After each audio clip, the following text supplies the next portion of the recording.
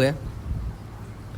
इसमें आपके सबसे पहले लिखा हुआ है question number 1, state whether the following statement are true या फॉल्स। बताना है कि ये जो दे रखा है वो ट्रू है या फिर फॉल्स है, और जस्टिफाई भी करना है आपके आंसर को।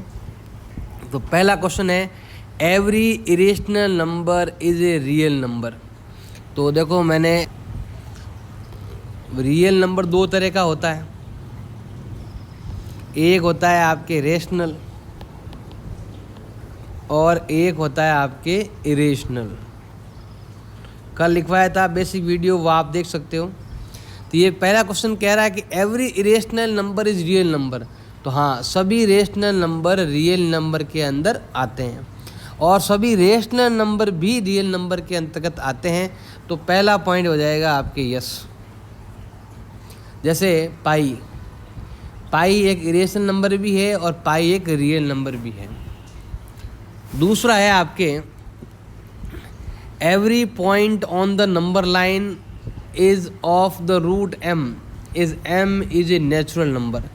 तो every point on the line, देखो ये कह रहा है कि हर पॉइंट जो रूट एम में है वो सब के सब पॉइंट किस में आएंगे, आपके नंबर लाइन पर आएंगे। तो ये ध्यान रखना है। देखो ध्यान रखो, देखो सिंपल बताता हूँ कैसे, इसका मतलब बताता हूँ आपको। ये है आपकी नंबर लाइन, ये है 0, ये है 1, ये है 2, ये है 3, ये है 4, ये है माइनस में नंबर, ये आपकी नंबर लाइन है। अब ये कह रहा है कि रूट एम का हर एक नंबर लाइन पर आएगा। तो देखो आप ध्यान रखो, सबसे अगर मान लो इस 1 का मतलब होता है रूट 1, इस 2 का मतलब होता है रूट 4, मतलब यहाँ पर जो नंबर है ना ये वाला 2, इसको हम रूट 4 भी कहते हैं। तो ये वाला जो है आपके 3 जो है वो आपके क्या है 9 है, और 4 का मतलब होता है आपके रूट 16। तो यहाँ पर जो नंबर है ना ये पॉइंट, ये आप तो 1 4 9 16 हो गया तो आ जाएगा। लेकिन अगर आपके रूट 9 की जगह आपके 8 आ गया तो होगा ही नहीं आपके नंबर। हमेशा ये ध्यान रखना है कि आपको रूट एम में वही नंबर, अगर एम का वैल्यू 1 4 9 16 25 अगर ऐसा है तो यस। लेकिन अगर इसके अंदर एम का वैल्यू 2 3 5 6 7 8 11 या 10 ऐसा कुछ आता है तो नो। ये कह रहा है सभी नंबर, अगर ये इसके बारे में कहता तो यस, इसके बारे में कह रहा है तो नो, और ये कह रहा है ईच नंबर, तो हम यहाँ लिखेंगे फॉल्स लिखेंगे। ईच नंबर नहीं आता है, जो नंबर आपके परफेक्ट स्क्वायर नंबर है वही आएंगे, और जो परफेक्ट स्क्वायर नंबर नहीं है वो यहाँ पर नहीं आएंगे। ध्यान रखना, आपको परफेक्ट स्क्वायर नंबर ही आते हैं वरना नहीं आता है। अब लेते हैं हम थर्ड क्वेश्चन। थर्ड में है every real number is irrational.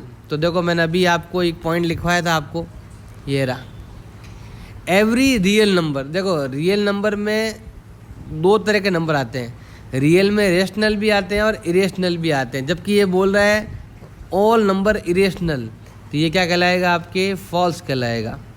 जो आपके थर्ड दे रखा है वो फॉल्स होगा, क्योंकि रियल नंबर में रेशनल नंबर भी आते हैं। ये कह रहा है सभी के सभी इरेशनल है, ये क्या आ जाएगा आपके फॉल्स। अब है आपके क्वेश्चन नंबर 2। क्वेश्चन 2 में are the square root of all positive integer is irrational. ये कह रहा है कि are the square root of all positive integer, कोई भी पॉजिटिव इंटीजर लो वो सभी के सभी क्या होते हैं, इरेशनल होते हैं। ये सच है या गलत है बताना है। इफ़ नॉट तो give an example of square root of number rational number. तो रेशनल नंबर बनाना, ये तो इरेशनल है, तो रेशनल किससे बनता है, तो वो अभी मैंने बताया सेम तरीका, आपको अभी बताया जो ही तरीका है। पहले तो आपको लिखना है नो। अब ये कह रहा है कि इफ़ नॉट तो बताना है, आपको एग्जाम्पल देने हैं। तो मैं यहाँ पर देता हूँ, देखो एग्जाम्पल। जैसे रूट 1 का वैल्यू कितना होता है 1, तो ये एक रेशनल नंबर है। अगर मैं रूट 2 कह दूँ तो 2 का रूट निकलता ही नहीं है, पॉइंटम आता है, तो ये एक आपके इरेशनल नंबर है। ये आपके इन्फिनिट, और अगर रूट 2 का अगर वैल्यू निकालूंगा ना तो वो आपके ऐसे आएगा, मतलब नॉन टर्मिनेटिंग नॉन रिपीटिंग, तो वो क्या कहलाएगा आपके इरेशनल नंबर। अगर मैं 3 निकालूं तो 3 का क्या होता है आपके, ये भी आपके होगा इरेशनल नंबर। अगर मैं 4 निकालूंगा तो क्या आएगा, इसका 2 हो जाएगा और ये कहलाएगा आपके रेशनल नंबर। अगर मैं 9 का रूट निकालूंगा तो 3 हो जाएगा और ये कहलाएगा आपके रेशनल नंबर।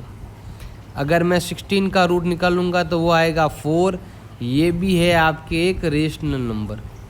तो इसने कहा है कि एग्जाम्पल दो रेशनल नंबर के, तो ये रहा एग्जाम्पल, ये रहा और ये रहा, ये एग्जाम्पल हो गया। आप ये हो गया कंप्लीट। अब है आपके क्वेश्चन नंबर 3।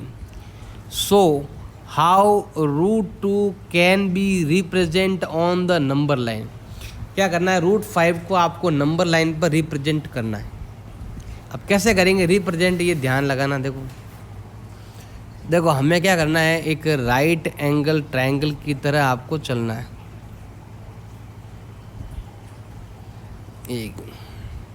आपको एक राइट एंगल ट्रायंगल की तरह करना है। ये राइट एंगल ट्रायंगल है, मान लो ये है, इसमें ये कहलाता है हाइपोटेन्यूस, ये कहलाता है परपेंडिकुलर और ये कहलाता है आपके बेस, या फिर यहाँ बेस आ गया तो ये हो जाएगा आपके परपेंडिकुलर। अब देखो यहाँ पर आपके जो हाइपोटेन्यूस है उसका रूल्स आपको ध्यान रखना है कि हाइपोटेन्यूस का स्क्वायर इजिकल टू होता है perpendicular square plus base square होता है। तो हमें क्या करना है, इस हाइपोटेन्यूस की जगह ही जो नंबर आपसे पूछा गया, जैसे आपसे पूछा है रूट 5 को नंबर लाइन पर दिखाना है, तो आपको 5 को हाइपोटेन्यूस की जगह रखना है आपको, बिना रूट को। रूट अभी नहीं रखना है आपको, जैसे 5 को रखना है तो आपको 5 यहाँ रख देना है। अब क्या करना है, आपको यहाँ पर कोई नंबर ऐड करना है, कुछ भी लिखो, ट्राई करो कि आप 1, 4, 9, 16 इनमें से ही आप नंबर को यूज़ करो। जैसे मान लो 5 का अगर करेंगे तो 1 + 4 आता है, तो मैं यहाँ लिख देता हूँ 1 + 4। इसका रूट निकालेंगे तो ये होता है 5, ये होता है आपके 1 हो जाएगा, 1 का रूट 1 ही होता है, इसका भी रूट निकाल लो और 4 का भी रूट निकाल लो। तो 5 का रूट निकालेंगे तो एक आएगा 1 और ये आएगा आपके 2। आपको बेस इसको मान लो तो इसको परपेंडिकुलर, या फिर इसको परपेंडिकुलर इसको बेस मान लो। जो हाइपोटेन्यूस आएगा ये वाला होगा आपके। ये चीज़ ध्यान रखनी है, आपको 2 नंबरों का ऐड करके ही आपको लेना है, ये ध्यान रखना। तो अब हम क्या करते हैं, हमारे पास पहले नंबर लाइन बनाएंगे। देखो कैसे यूज़ करते हैं, 5 कहाँ पर है, 1 और 2 में। तो हम क्या करते हैं, ऐसे करते हैं, देखो यहाँ पर लाइन बनाते हैं, ज़्यादा समझ में आएगा आपको।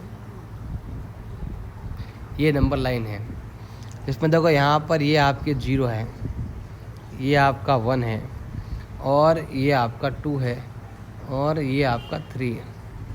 अगर हम रूट 5 को अगर कैलकुलेटर से सॉल्व करते हैं तो ये आंसर आता है आपके 2 पॉइंट समथिंग कुछ आंसर आता है। इसका मतलब आपका जो उत्तर है वो 2 से लगाकर 3 के बीच में कहीं पर है।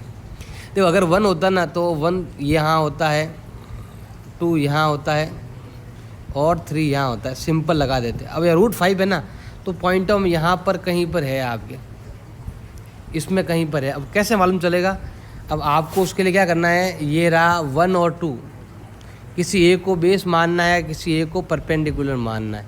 तो अगर आप 1 को बेस मानते हो, मान लो मैंने ये रहा 1, ये मेरा बेस हो गया 1।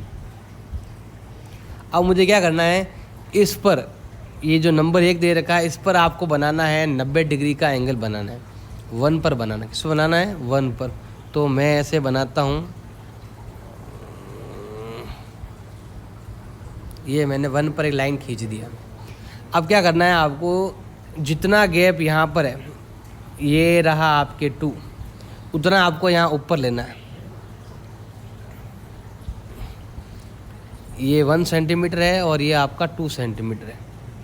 तो अगर हम इधर 1 लेते हैं, ये वाला नीचे मतलब बेस में अगर हम 1 लेते हैं और परपेंडिकुलर में हम क्या लेते हैं, 2 लेते हैं, तो आपकी ये जो लाइन बनती है ये कहलाएगी आपके √5। इसका मतलब है हमारे पास वैल्यू आ चुका है कि ये लाइन यहाँ से लगाकर यहाँ तक जो भी लाइन है वो आपकी कितनी है, ये जो लाइन दे रखी है आपके वो आपके √5 है। अब हम क्या करेंगे, यहाँ पर रखेंगे कंपास को। हम यहाँ पर क्या रखेंगे, कंपास को रखना है। देखो ध्यान देना, मैं यहाँ बता रहा हूँ, यहाँ पर रखना है आपको कंपास को, और एक कोना यहाँ पर, और पेंसिल इधर, वो जो पेन आता है जो इधर आपको लिखना है, और ये कोना होगा आपके यहाँ पर और एक कोना होगा आपके यहाँ पर। फिर इसको क्या करना है, नीचे की तरफ ऐसे घुमाना है आपको, ऐसे। मतलब क्योंकि अगर ये वाला अगर आपके √5 है तो ये वाला भी क्या होगा, आपके √5 होगा। तो ये चीज़ आपको ध्यान रखनी है। कंपास को ऐसे घुमाना पड़ेगा। घुमाने के बाद यहाँ पर जो पॉइंट होगा उस पॉइंट को हम बोलेंगे √5, ऐसे। तो थोड़ा आपको ध्यान देना पड़ेगा, ये थोड़ा सीखना पड़ेगा आपको, क्योंकि 5 ऐसा होता नहीं। एक तरीका और भी है, अगर आप नीचे 2 लेके आ जाए, ऊपर 1 लेके आ जाए, जैसे मान लो मैं बताता हूँ आपको, ये लाइन है, ये 0 है, ये 1 है, ये 2 है और ये 3 है। अगर मैं इस बार ये वाली लाइन लूँ 2, तो इधर आपको ओनली 1 लेना पड़ेगा। तो मैंने इधर क्या ले लिया, 1 ले लिया।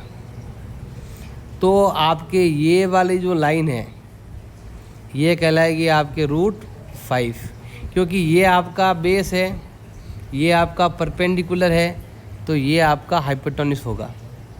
अब हम क्या करते हैं कि यहाँ से, मतलब वापस से मैं पेन को चेंज कर लेता हूँ।